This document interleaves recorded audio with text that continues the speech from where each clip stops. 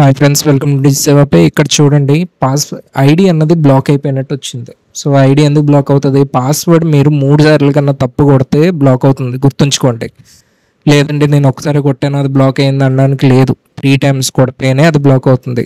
So ఇలాంటి టైంలో ఏం చేయాలి? ఫస్ట్ యాప్ ఓపెన్ చేయండి. పాస్వర్డ్ తెలియదు, రాంగ్ వచ్చిందంటే ఫర్గొట్ పాస్వర్డ్ కొట్టండి. ఫర్గొట్ పాస్వర్డ్లో మీ యొక్క యూజర్ ఐడిని టైప్ చేయండి. యూజర్ ఐడి టైప్ చేసి కిందన సెండ్ ఓటీపీ అని ఉంటుంది, సెండ్ ఓటీపీ కొట్టండి.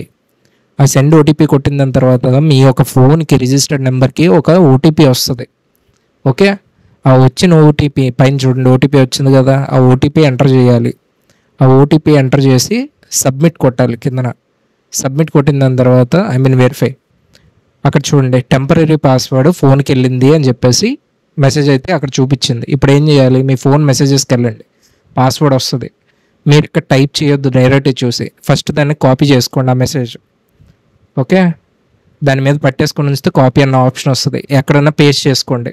పేస్ట్ చేసుకొని మొత్తం అంతా ఓన్లీ పాస్వర్డ్ ఒకటే ఉంచుకొని మిగిలిందంతా రిమూవ్ చేసేసేయండి. ఆ .itpl అని ఉంటుంది, అది కాపీ చేయకూడదు. ఓన్లీ మధ్యలో వచ్చేది మాత్రమే పాస్వర్డ్. ఓకే, ఆ పాస్వర్డ్ ఏదైతే మీరు క్లియర్ చేసుకున్నారో కాపీ చేసుకోండి. కాపీ చేసుకున్న దాని తర్వాత యాప్కి రండి.